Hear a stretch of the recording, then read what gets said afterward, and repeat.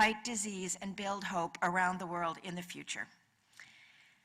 Now, it's very clear, I think, to all of us that another secret to President Carter's youth is Mrs. Carter. Mrs. Carter, would you please come share with us your thoughts on this day?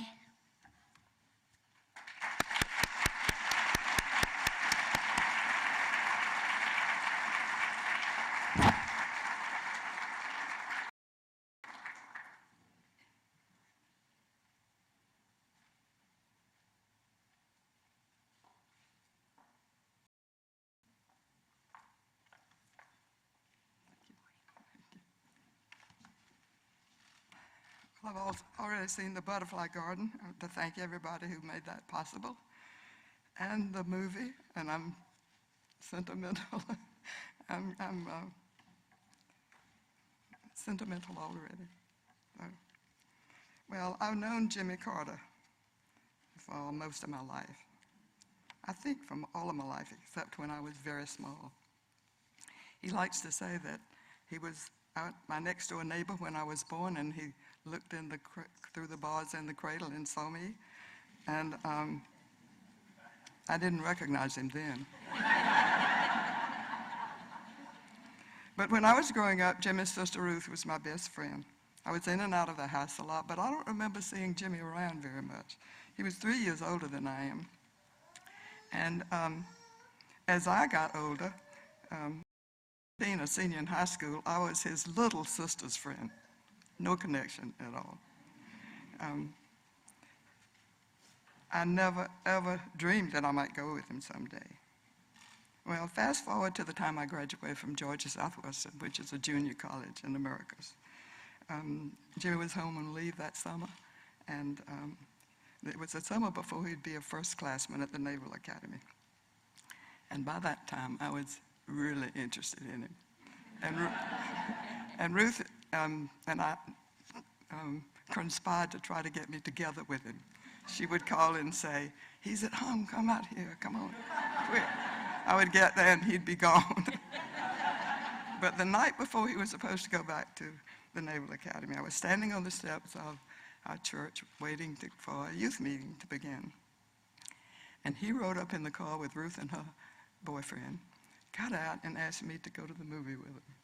Well, of course, I left the meeting, I went to the movie. Don't ask me what it's about, I have not the slightest idea. I do remember that we rode in the rumble seat of the car, if anybody's old enough to know, still know what that was. And the rest is history. He asked me to marry him, I turned him down. I had promised my father on his deathbed that I would finish college, but Jimmy was persistent. That is the beginning of a wonderful romance, and I can say 68 exciting, loving, interesting, unpredictable, challenging, and I could go on years. And over the years, we've become not only friends and lovers, but partners. Early in our marriage, we developed a respect for what the other could do. The first 2 years Jimmy was in the Navy and we lived in Norfolk. He was gone all week. Well, he was gone during the week. And then on the weekend, he stood duty one night on the ship. So I was very young, far away from home, had a baby after the first year, and I had to do everything. Well, he was not very concerned about that. He thought I could do it, and so I did it. I ran a business at home. Well, he's always thought I could do anything. And because of that, we have had some wonderful adventures and challenges. I ran the business at home when he was in the state senate. I had my own programs when he was governor. He's always set high goals for himself. I think most of you can agree with that. He even thought he could be president of the United States and that I would be a good campaigner. I was in 48 states. And he is inquisitive. He wants to know everything and not just know about it. He wants to experience it. We learned the he'll ski when I was 59 and he was 62. We climbed mountains. We climbed in Nepal, we climbed Mount Fuji. I became a fly fisher. He was already a fly fisher, but I wanted to learn because we do these things together. Fly fisher, birder. Well, there have been some glitches now and then. When he got out of the Navy, I was having a good time seeing the world. I didn't want to come home. I protested. We came home, and it turned out to be one of the best decisions we ever made. And another time when we tried to write a book together, that was a disaster. We'll never do that again. We couldn't even talk to each other. We wrote ugly letters back and forth on our word process. Well, the glitches all together are very small. They get lost in the good life we have with a wonderful growing family. He's a good father, good grandfather, good great-grandfather, and I'm proud of him. I'm proud that he stands for human rights and peace all over the world. I'm proud of the work of the Carter Center, which has developed to become one of the most admired and respected institutions, not only nationally, but internationally.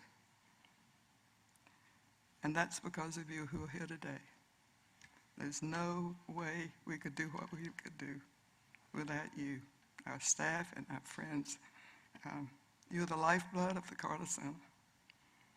So, what's going to be next?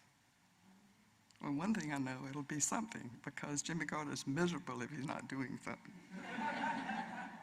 And I think now his mind is on women. Happy birthday, Jimmy.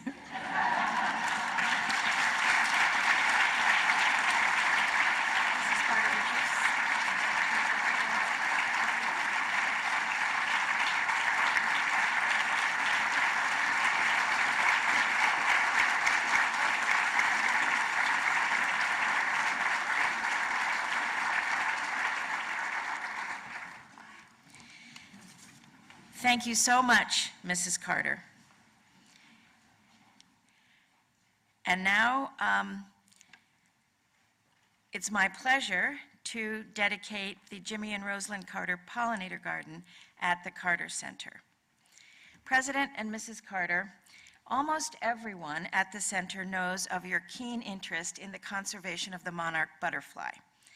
Many who have visited Plains have seen the butterfly gardens there that started the Rosalynn Carter Butterfly Trail. And of course, it is fitting that your Atlanta home is now host to one of the butterfly gardens stretching from Georgia to Canada and even as far as Japan. Your garden here is a continuing labor of love and an expression for the deep respect you enjoy in your Atlanta community. President Carter, the entire idea was born with your meeting with Emory biology professor Jaap de Rood. Jaap and his students heartily embraced this project from the very first. Trees Atlanta, an organization that has already done so much for the grounds of the Carter Center, eagerly joined the effort and took the lead in designing and installing the garden. On a muggy June morning, the 21st, with the help of an extraordinarily large volunteer force of adults and children from Trees Atlanta's program, Jaap and his research students, the Carter Center families, and all the volunteers together sowed hundreds of seedlings in record time. The significance of the garden goes well beyond conservation of monarch butterflies and other pollinators and the importance of going native in landscaping. Your garden has built bridges. Trees Atlanta intends to have their urban tree trackers, who are children in grades 6 to 12, monitor the garden, and they will work with the de Rood Lab to track the garden's success, a notable connection between these youngsters and college students. We are deeply grateful to Jaap de Rood and his research students, and to Trees Atlanta, especially Alex Beasley, Lauren Sandoval, and Greg Levine for making this project possible. Are you here? The three of you, please stand up.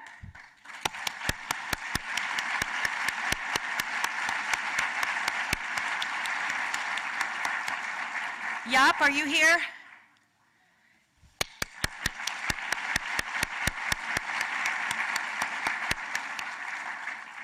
While this garden was created in honor of President Carter's birthday, today it is rightly presented to both President and Mrs. Carter.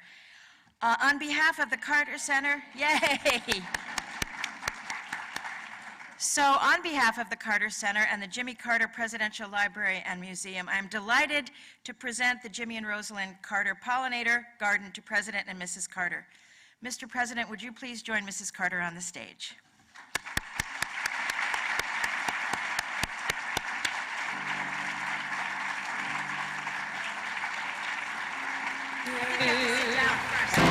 Birthday to you. Happy birthday, President Carter. Happy birthday to you.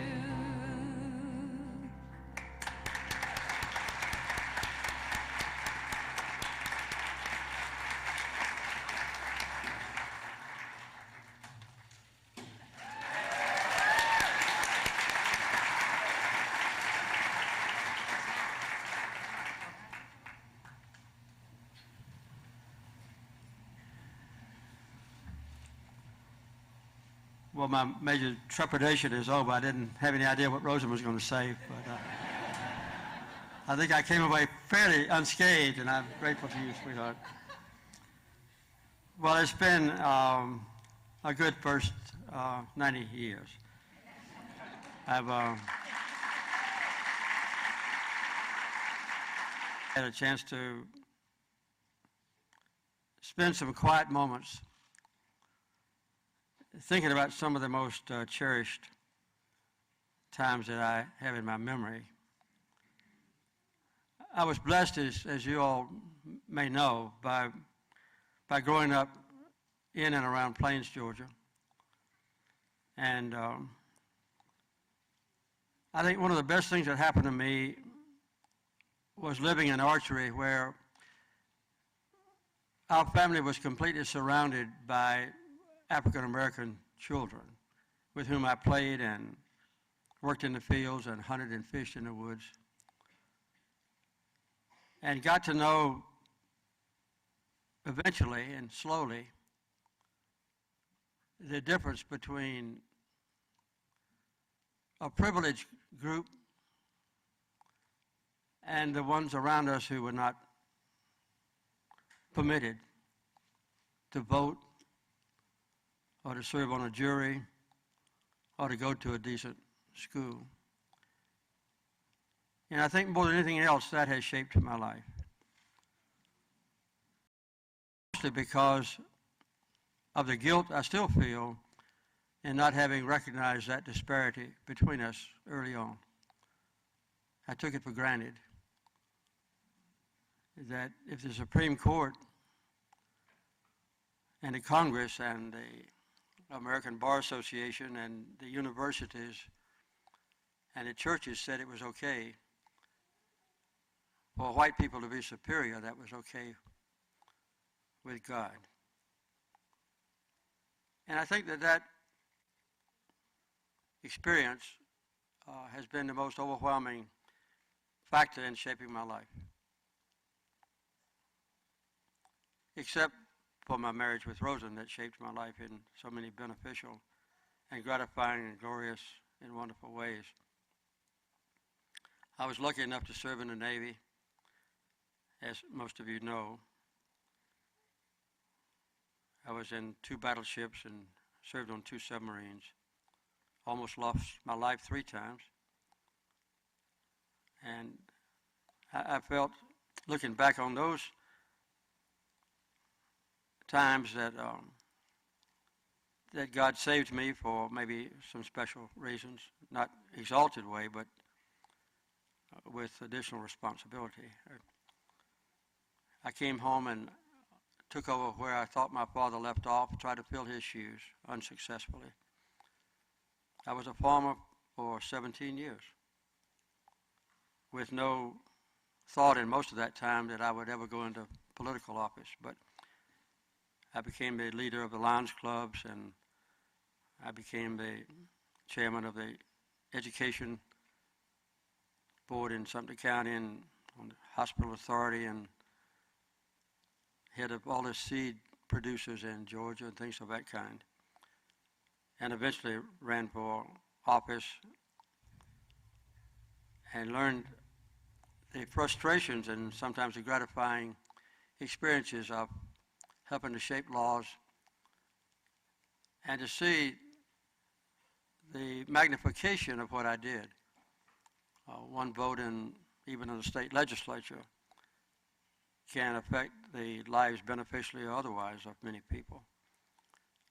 And then I became governor of Georgia, as you know, and then ran for president.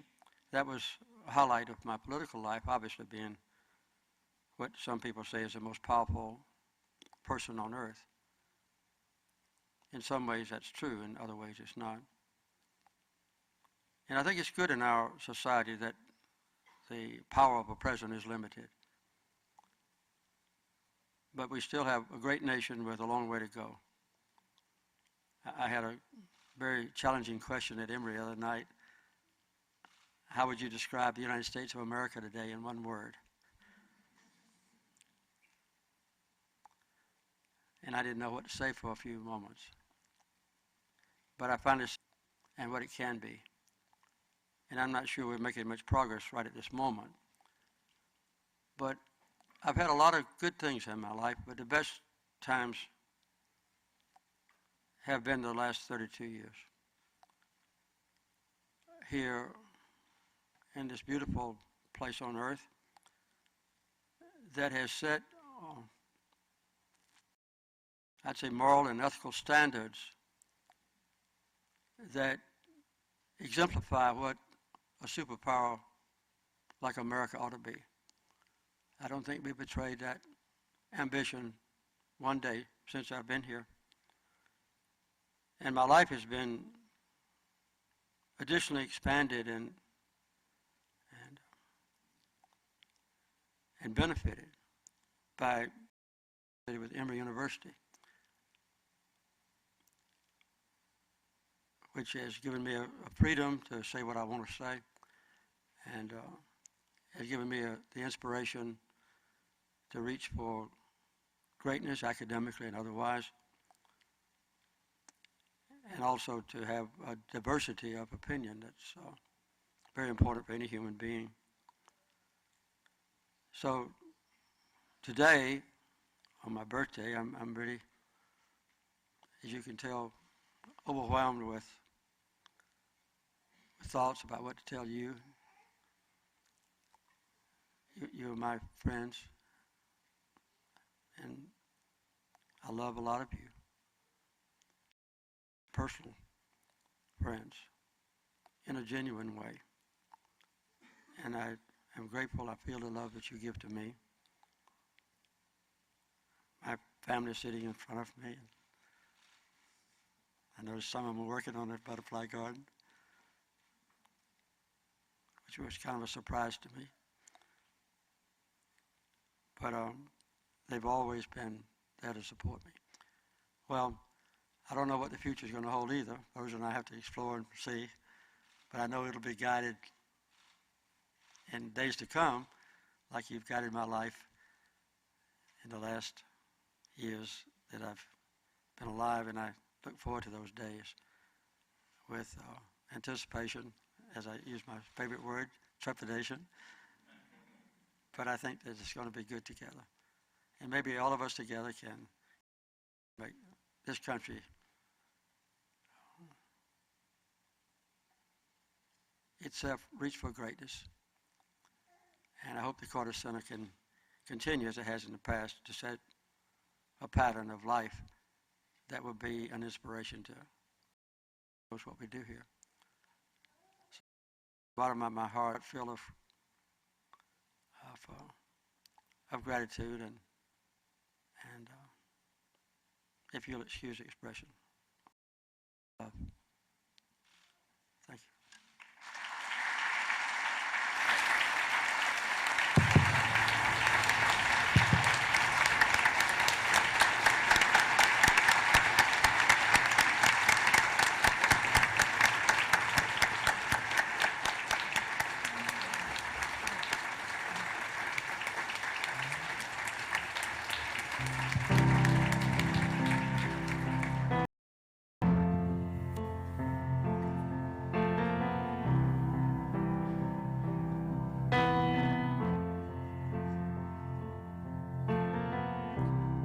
Imagine there's heaven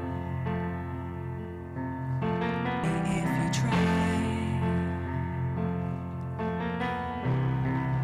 No hell below us, above us only sky. Imagine all the people living for today.